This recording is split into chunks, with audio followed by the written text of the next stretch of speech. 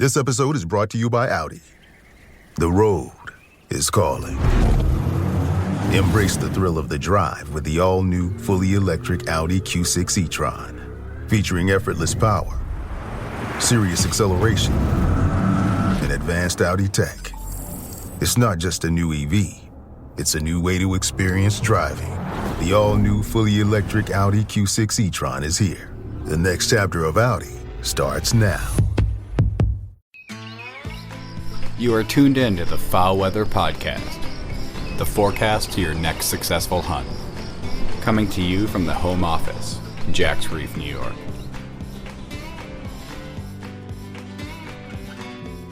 Ever wonder why every state you go to has a different system that they feel fairly allocates blind locations? The FowlWeather Podcast team takes a hard look at all these different systems. Heck, within states they often differ.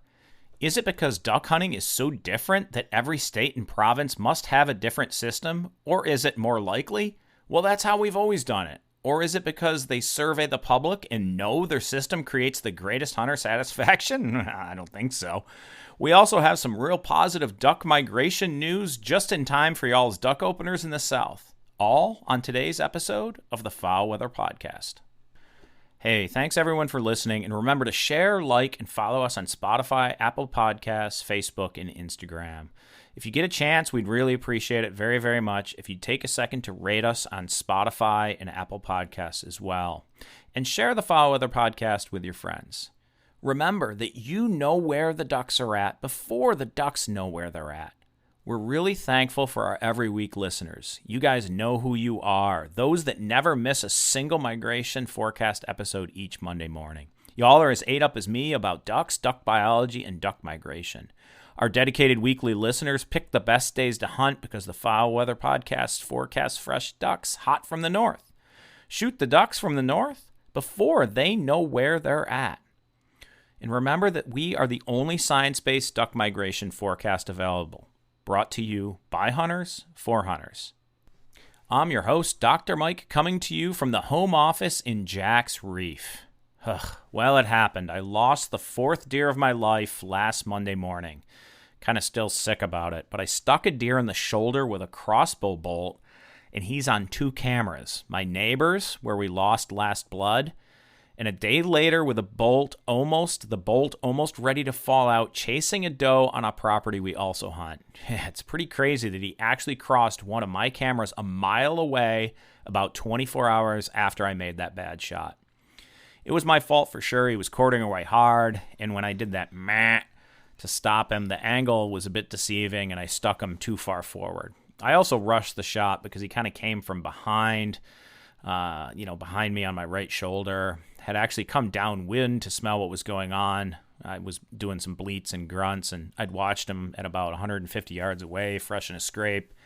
And he was about to leave when I turned him kind of with a bunch of bleats, but then he disappeared into the goldenrod and brushed behind me rather than kind of follow the direct trail below the tree stand. And once he came out, I only had a second because he wasn't sticking around without seeing other deer in the food plot. And well, kind of the rest is history, right? A decent 8-point, but neighbors have seen him now too, with the note sent to me by a neighbor.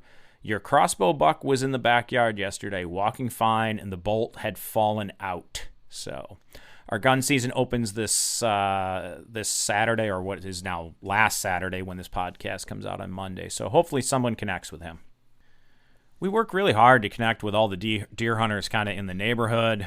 And share information on kind of who's taking what bucks are moving around, and deer travels in general. So we should hear what's up with that buck again soon. This is really a lot like how we like to approach the marsh in the morning, too. I know it's different than some places that are really crowded at boat launches and you can't talk to everyone. But if someone is at the launch ahead of us or comes in after us, while we're getting ready, I really try to catch them and talk about where everybody's going. I really hate nothing more than feeling like I'm racing someone to a spot in the dark, right? I don't think that ever enhances the duck hunting experience. It's always good to know, who else is in the marsh and where they're going to hunt. And it can never hurt to be friendly to people in the dark, right? And just explain that you don't want to end up on top of them by mistake, and maybe that'll catch on. It's not as much about me needing to know where they're at, but it's as much me wanting to know how I don't land on top of them, right? So not trying to steal their spot or anything, just trying to make sure we got space in the marsh, because most of our public managed areas allocate, I say, too many blinds per acre, in my opinion, or at least they don't vary them when the water goes up and down. They just use the pool size on average and allocate about a party per 50 acres, no matter if that entire pool is huntable or not, right? But my preference is about one party per 100 acres. I do understand, though, that they also have sometimes too many people to serve, and so they try to get everybody in, right? And, it's kind of hard to manage it really super well, and if you're trying to get to like 3 birds per hunter, it's tough to get the right number of people in and then keep satisfaction up, right?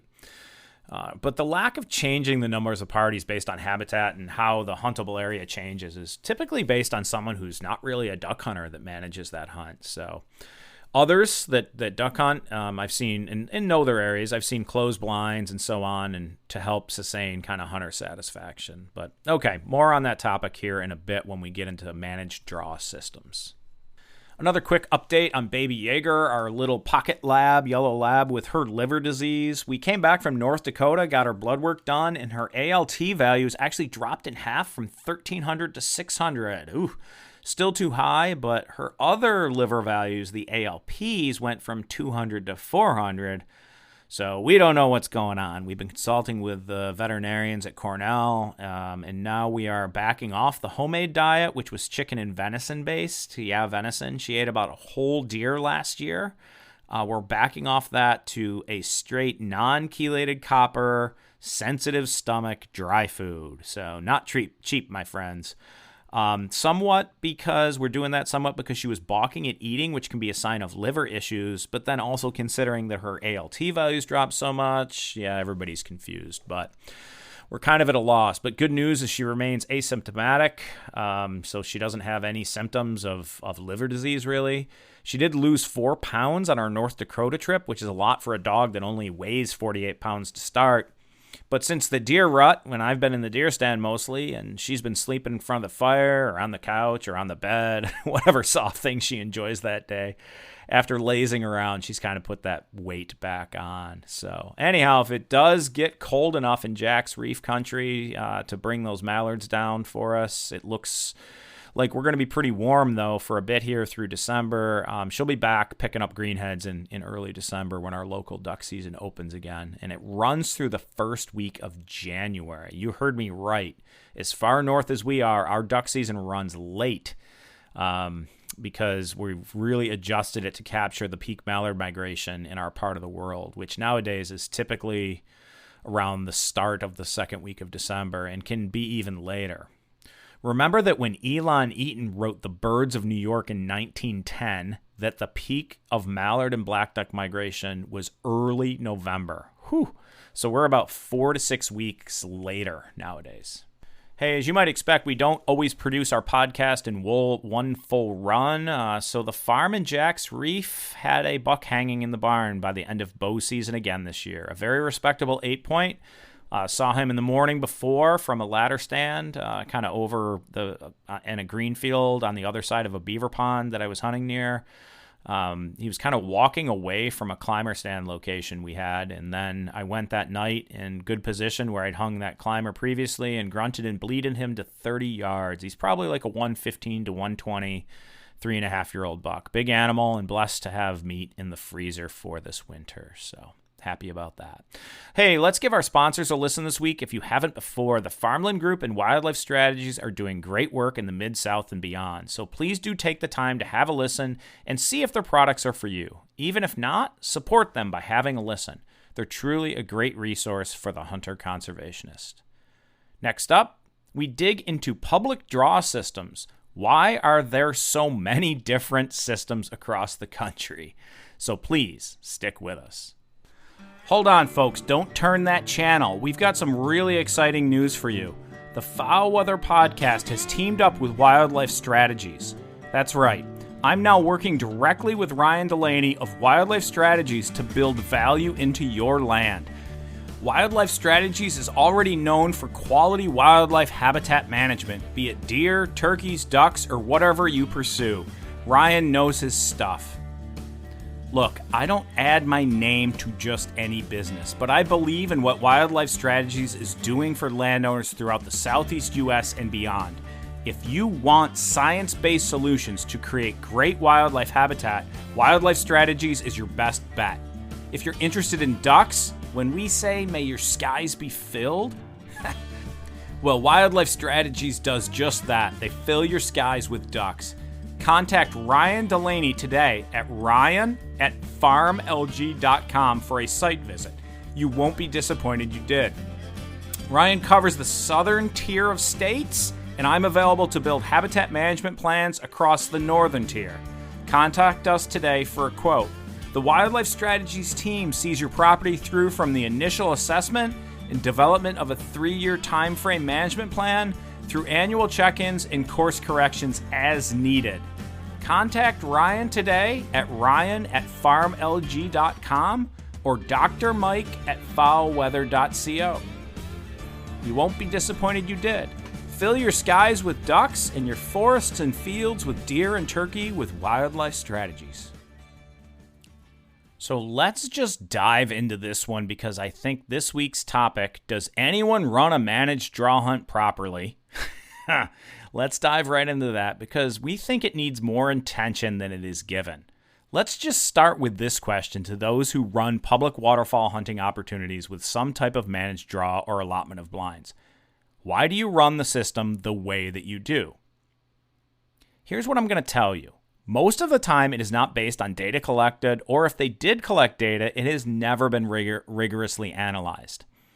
A few years back, I had students in my Ecology and Management of Waterfowl class at ESF survey all states and provinces to determine who provided managed waterfowl hunts and also collected satisfaction data to determine if they were meeting objectives. Specifically, questions focused on 1. The presence-absence of a managed strategy for waterfowl hunting opportunities on public lands. 2. How many of these opportunities existed within a state or province. 3. Accessibility. And 4. General strategies used for managing opportunities on public lands. It turns out 89% of states and provinces provide some type of lottery, draw, or parking system to decide who gets to hunt on managed public land waterfowl hunting areas. And here is how that breaks down on the types offered. And understand, this is not going to add up to only 100%. It's going to add up to more than 100% because in many states and provinces, more than one system is used. In fact, when asked, only 24% responded that all systems are the same across their state or province. So not only as a duck hunter do you have to learn a system, but if you travel to another part of the state or province, you need to learn another public hunting system. Yikes. 17% did a preseason online lottery application only. 9% did a mail-in preseason application only. 20% did a preseason online lottery for reservations of some locations, but then walk-in or pour line spots kept available. 3% did a mail-in lottery for reservation of some hunting locations, but also walk-in spots kept available. 40%, which is nearly the most common, did a preseason online lottery for reservations and then walk-in spots only if available if reservation holders did not show up. So those would be just wasted spots. 14% did a preseason mail-in and the same thing. Walk-in spots only available if reservation holders did not show up. 37%, this is kind of like the next highest, had no preseason lottery and hunting parties draw the morning of the hunt and select their hunt locations. 11% did no preseason lottery online or by mail. Hunting parties must come in person to draw prior to the hunt day and select their location. So not on the day of the hunt, but prior to that day. 11% had no preseason lottery online or by mail. Locations were allocated on a first-come, first-served basis by parking at a numbered post that corresponded to a hunting unit. And then 3% had no preseason lottery online or by mail. Hunters park at a numbered post on a first-come, first-served basis, and their number in the lineup determine when they get to pick their spot on the morning of the hunt. Holy smokes. And then 24% said something other. So there's even more complicated stuff out there than that. Then we asked who out there gathers post-hunting satisfaction information, post-hunt surveys that use metrics to measure hunt quality and satisfaction of each hunter. 41% of states and provinces provide post-hunt surveys, while 59% do not. But for a fact, I know this isn't even accurate because New York stated that they collect these types of data, but they can't link individual hunting experiences with post-hunting satisfaction. Many states and provinces in the survey just noted that they collect some type of waterfowl hunter satisfaction survey data. Do we have a disconnect? I'd say definitely. We have managed hunts, and we do not know if they are working or not to satisfy, retain, and recruit hunters. So why do we have so many different combinations of managed waterfowl hunt systems in this country and in Canada? Because we have managed hunts that we do not know if they are working or not to satisfy, retain, and recruit hunters. It's pretty crazy, right? The FowlWeather team has seen many combinations of managed waterfowl hunts, and there are a few metrics that make them work. There are a few metrics that make them work or not work. Let's go with why they don't work first, right? Number one, when draw systems don't work well for hunters, they are typically run by non-hunters, period. Non-hunters, as hard as they try, don't seem to ever nail it. They aren't in the marsh. They aren't as invested. This is why at ESF, where I've developed a university waterfowl and wetlands program, we focus on producing the next generation of waterfowl and wetland scientists, conservationists, and managers. These kids get it. They're hunter conservationists, and they care about the ducks and the duck hunters. So first, we need duck people from across duck country with an education in wetland management for waterfowl and waterfowl scientists running public managed waterfowl hunt systems. Number two of why these systems don't work, the system is built on a history and nepotism for the local hunters, meaning it's unfair. This can happen behind the scenes because of political influence, or it can happen because a non-hunter runs the system and only gets input from hardcore users of the draw system, and that may leave potential new users out. But the non-hunter doesn't know any better because they're not duck people from across duck country. Number three is related to number one. The non-hunters don't care enough to put the time in.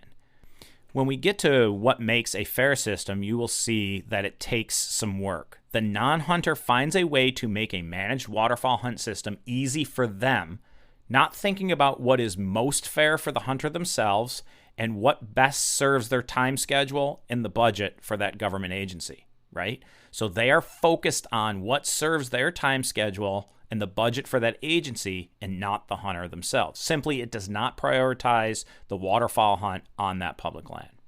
Number four, higher-ups, administration in the system kind of hamstring local staff to produce a quality managed hunt, right? So it's the administration higher-up that is hamstringing local staff, and they can't produce this quality hunt. But be careful here, because it also happens that local staff will use that, it's the administration, as a scapegoat for their own apathy. So I'm going to pause here for a second because we could likely run an entire podcast on opinions on how to best run a managed waterfowl hunt. But at the end of the day, it needs to provide equitable division of opportunity. That is, it can't favor anyone. So let's look at how Missouri set up their managed waterfowl hunts.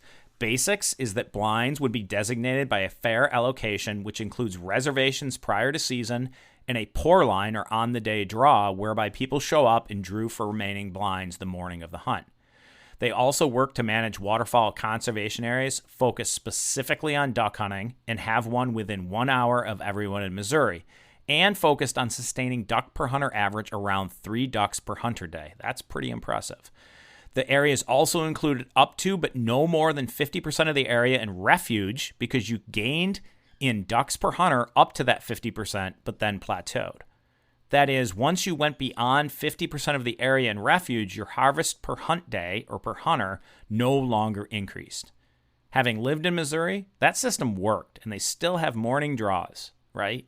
But I've heard complaints about the focus of these areas being reduced for duck hunting. The reality everywhere is just that. It seems that we're reducing the focus on quality waterfowl habitat and waterfowl hunting on a lot of our managed areas. Go back to episode 10, Howling Winds and Howling Hunters, right? It's about increasing apathy and reduced focus on waterfowl and waterfowl hunting on our public lands that we pay the bill for, right? Let your people know that you'd like a focus on ducks. Do it diplomatically, but do it. It's also likely that if we had more well-managed areas with quality draw systems focused strictly on duck hunting, that we could grow numbers of duck hunters and support for duck conservation like happened in Missouri. When I was in Ontario, the system was bent towards the old guard, and it was hard to break in.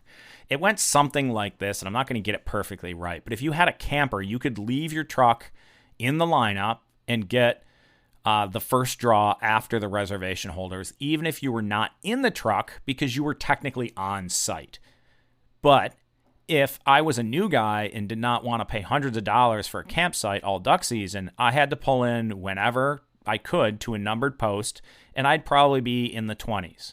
At least, even if I pulled in at 4 p.m. the night before the hunt. Plus the reservation holders ahead of me, so out of like 50 blinds, I might be somewhere in the 30s. And on most days, that's not a good hunt. So it basically boxed out new hunters. My experience is that this type of system has evolved lots of places that favors a select group of hunters that understand the system. And it's definitely not an equitable distribution of opportunity for blinds. And that likely hinders new folks getting into duck hunting. You might also notice that it's sometimes hard to get into a managed hunt because they're, underprescribed, overprescribed. I guess it's hard to get in. Like for one of our local refuges, the applications are nearing 500 for 25 spots for opening day. So what does that tell you? You have greater demand for quality hunts than you can supply. I'm no genius, so I don't have to do a survey of people to know that you should be trying to grow out quality, well-managed duck hunting areas with a draw system to meet the demand of the people that you serve, right? The people that you serve. I'm not talking to the public waterfowl hunt area folks that work hard for duck hunters. Those are the folks that understand where their paycheck comes from and understand the history of duck hunters and their role in conservation. But let's back out a bit. There are way too many waterfowl hunting systems out there, period. They can't all be the best. Maybe we could just focus on studying what works and what doesn't. Not at the broad government level with some vague survey that doesn't link back to the user at a public hunt area, but doing a link between the user to the end user satisfaction by location, right? If the aim is to satisfy and recruit new hunters, 1, provide fair and equitable opportunities to hunt on managed areas. 2, provide quality habitat management to attract, observe, and potentially harvest ducks. And also ensure we are training professionals that know how to build out quality waterfowl habitat. 3, grow out well-managed areas to meet demand until it is shown that demand is saturated. 4, collect information from hunters before and after the hunt to know if you're meeting consumer interest and use that information to do market research and meet the needs of the people you serve. And 5, as interest grows because you developed quality waterfowl hunting areas, further focus on acquiring more areas if demand continues to outstrip supply. Honestly, this is pretty simple. Marketing people could get this done in a day. I'll leave it there. Up next, how the West won this week's duck migration again. So please stick with us. Look, folks, the Farmland Group across the Mid-South is your one-stop shop for real estate brokerage, consulting, management, lending, and appraisals. If you own land or you want land, the Farmland Group is where it's at. With over $500 million in farm sales and growing, Gwynn and Shelby Smith have you covered. Look, if you're thinking about buying or selling, contact the Farmland Group to access their full suite of services. If you already own property and want to build equity and value, the Farmland Group gets it done. If you're looking to purchase a new property, well, they get that done too, and they have access to some of the best lending available. Looking to sell? Get it appraised with the Farmland Group affiliated appraiser. But let's be clear for our listenership too. They also offer farm and hunt property management to create places that attract more ducks and more bucks. Who doesn't want that? More ducks and more bucks. Let the Farmland Group build value into your property. Find them today at farmlg.com. That's farmlg.com. You're not going to be disappointed. Contact Shelby Smith today at farmlg.com and let him know that the Foul Weather Podcast sent you their way. And we are back. First, I need to restate that every duck is different. There's right now 5 million some mallards on this continent, at least. And yeah, some mallards are already in the south. The WSI, or Weather Severity Index, that we produce doesn't predict the movement of every duck. It does predict if ducks are increasing or decreasing in abundance for your area and to what extent. Check out our Facebook post that compares the WSI for this year to last for Saskatoon, Devils Lake, and Des Moines, Iowa, from 25 October to the 24th of November. So also includes this week's prediction. We also put up the snow line comparisons between this year and last. It's kind of eerily similar, but I'm confident that we will continue to get blasts of cold out of the west that will continue to push ducks south better than last year. More rewards, more savings. With American Express Business Gold, earn up to $395 back in annual statement credits on eligible purchases at select shipping, food delivery, and retail subscription merchants. Enjoy the benefits of membership with the Amex Business Gold Card. Terms apply. Learn more at americanexpress.com/business-gold. Amex Business Gold Card. Built for business by American Express.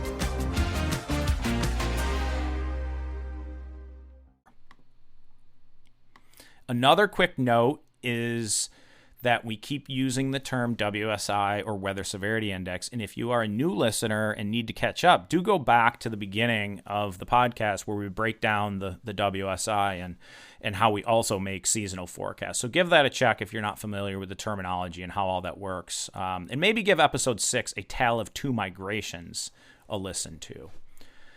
So yes, there are mallards building up in the deep south, but I'd say given the WSI values that those numbers are less than many years at this point.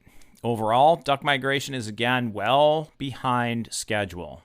Ramsey Russell from Duck Season Somewhere and I were just texting back and forth, and he said, "Where the hell are the ducks? It doesn't seem much better than last year." Well, yeah, it ain't great, and most locales are behind schedule or just catching up.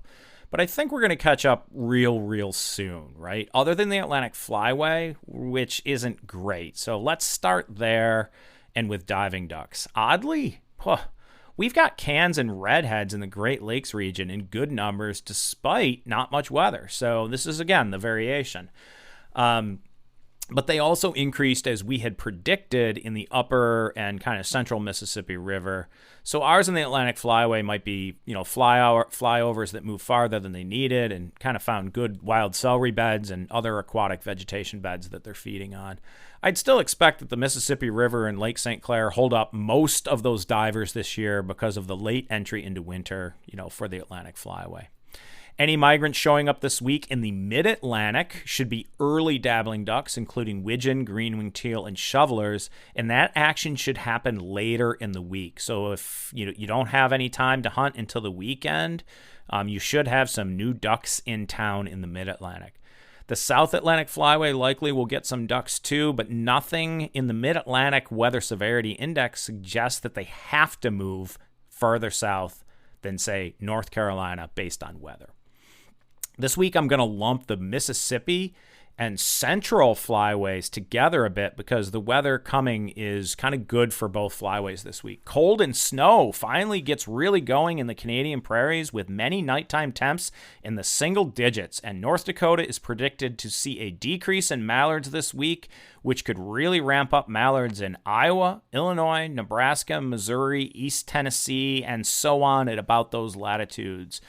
As well as some areas farther south if they make big, long kind of overflights. But they really won't have to go much farther south than the southern border of South Dakota yet. But that said, Everyone should really expect to pick up early migrating dabbling ducks this week all across the Mississippi and Central Flyways. I'd expect most migrations to start on Wednesday night of early migrating dabbling ducks, but get real busy with mallards involved in that flight on Thursday, but really into Friday. By the weekend, winds shift, and it may slow in the Central Flyway, but continue into the mid and southern latitudes of the Mississippi Flyway. A lot of that's just based on wind direction, where there's more northerly winds coupled with high WSI values expected to cause migration kind of towards the Mississippi more than the Central Flyway late in the week. I'd expect the number of diving ducks to increase pretty much everywhere in the prairies and south this week, with concentrations on big water into mid-latitudes even. For the Pacific Flyway, it continues to be a great year for early migrating dabbling ducks, with Oregon even hitting WSI values great enough this week to cause migration of mallards farther south. So combined with ducks coming from the east in the Dakotas and western Canadian prairies with that cold and snow that is predicted, I'd expect ducks everywhere in the Pacific Flyway to be on the move, with best bet being towards the weekend. This is the best forecast we've had yet, so everybody should be getting fresh ducks hot from the north. Go get them, my friends. The weather is turning cold and snowy this week, or at least that's the best we've seen yet in the west. Sorry, Atlantic Flyway. You might have to wait till January to really get a big push. But Ramsey also told us that it looks like they actually had good numbers of mallards in Maryland, which I was surprised with. But we also had really good warm and good wet conditions, good precipitation conditions to produce a bumper crop of mallards and black ducks and a lot of ducks in the east this year. So this could just be about an abundance of ducks. Overall, we really see our best migrations far west, and then they just decrease in quality as we go east to the Atlantic Flyway during the week. But hey, we also have Tropical System Sarah around the Yucatan, which has kind of an undetermined path, so lots of uncertainty, right? So be sure to follow us on Instagram and Facebook. We're going to give updates throughout the entire week of where Tropical System Sarah is going, to see if it's going to come up the Mississippi drainage or it's going to spin out over Florida. So keep tuned with us there. Last note here, a lot of copycats starting to show up out there, even getting meteorologists to talk weather and duck migrations. Woo! But we are still the only science-based duck migration forecast available, made by hunters for hunters. So thanks for being there as a loyal listener of the Fowl Weather Podcast. Thanks for listening, and as always, may your skies be filled, and shoot straight, my friends.